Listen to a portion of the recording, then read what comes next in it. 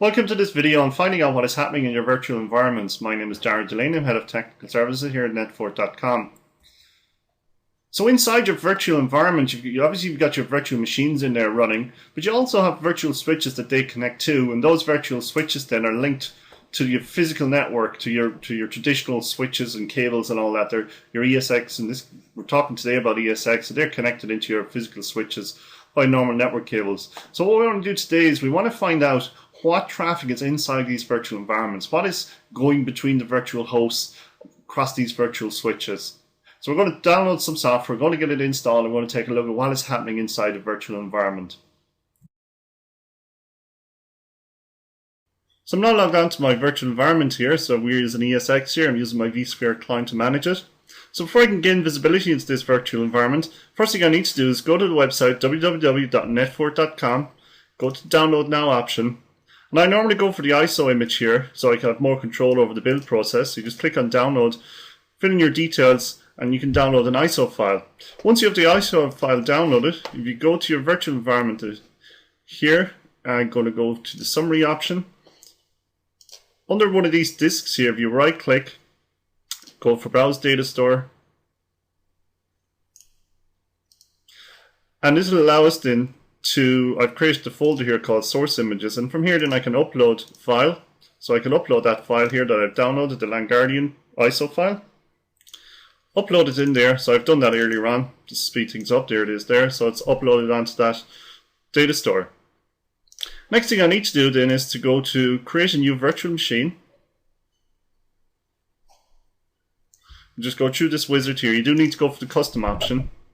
Give it a name. I'm going to put my name in here so people know it's my virtual machine. Select the storage, this data storage, put it on. I'm going to go here and put it on this disk 2. Version 7 is fine. Select the other and just leave it on FreeBSD 32-bit. One processor is fine.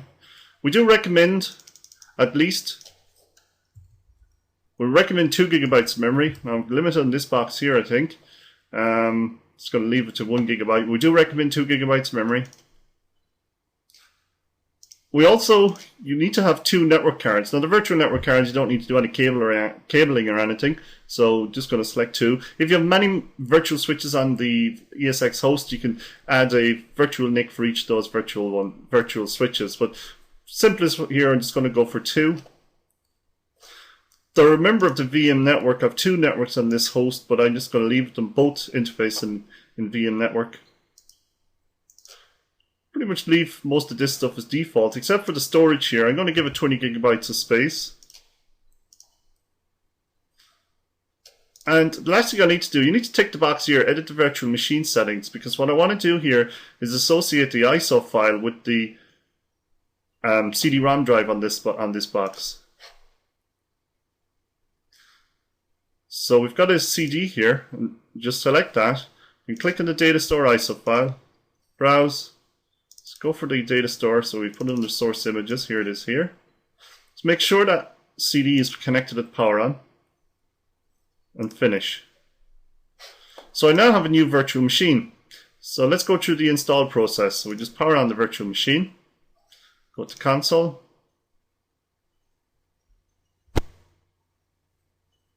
now what you should see happening here now, which it is, you have a little spinning icon up here.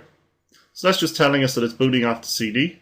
And you're going to get a lot of text coming up here. They're not error messages, it's just drivers loading, some status updates, nothing to worry about. What we need to do is wait until we get to a wizard which allows us to configure this new LandGuardian. Just takes about a minute to get through these messages here and for the actual operating system to boot up. As you can see, you don't need any operating system already installed, or pre-installed like Windows or anything like that. You don't need it. Okay, so let's go for the installation here now. So we're just going to type yes to continue. It's warning us that we don't have enough memory, but I'm going to go ahead anyways. Just type in yes. Where to store these new virtual, where to install onto. So it's only 1 disk, so type in 1 and return. Sure you want to continue, yes. So it's found 2 network cards. One is going to be used for management, so just use number 1 here. We give it an IP address. Whoops. 68. 153. Subnet mask. And a default gateway. Okay, and I'm going to leave DNS server like that. So we'll continue with the install. So at this point now the software is being installed onto this new virtual machine. Again, the whole thing here just takes less than a minute. You'll be up and running. The whole thing you can be up and running, and certainly in less than 10 minutes you'll be up and running, monitoring your virtual environment. Once this piece completes here, so it's asking us to restart, which is fine. We now restart this new virtual machine.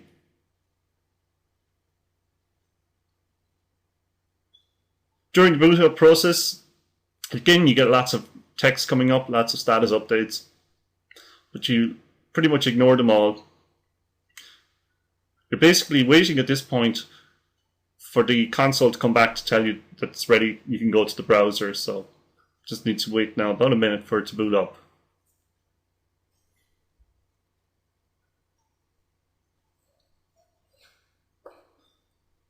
Before we actually get to use the GUI, there is another GUI-based wizard that we go through just to set up Active Directory, email, a couple other things like that are done through a GUI.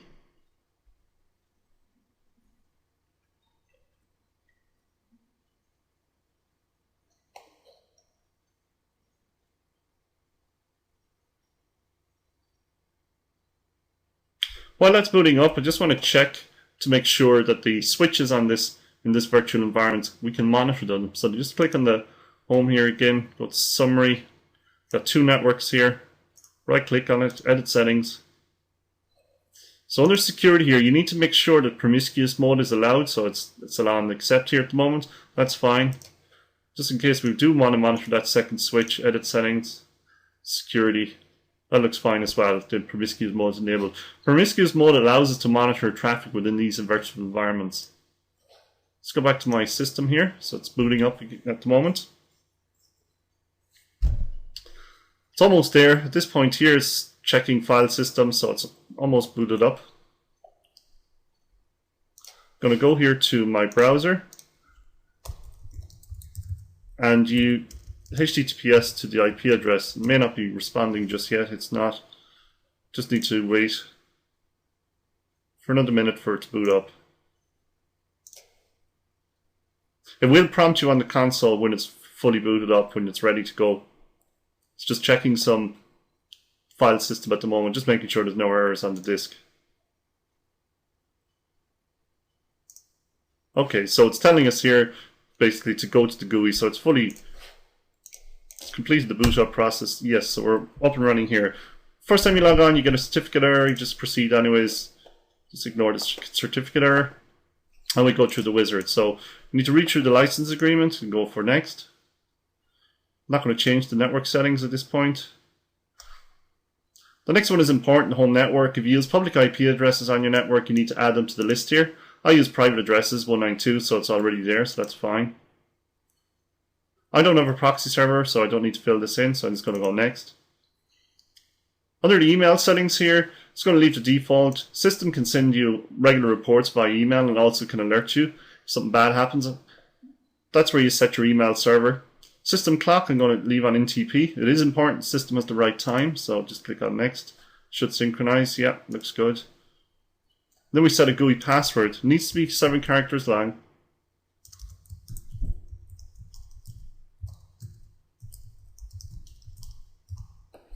Let's go for next. That looks good. Active Directory integration, I'm not going to set up at this point. You just put in the IP address, domain controller, and username and password. If you want to get usernames in the reports, you need to set up Active Directory. And the final one here is to censor. So not seeing any spam traffic just yet. So just going to finish that. And then we log on.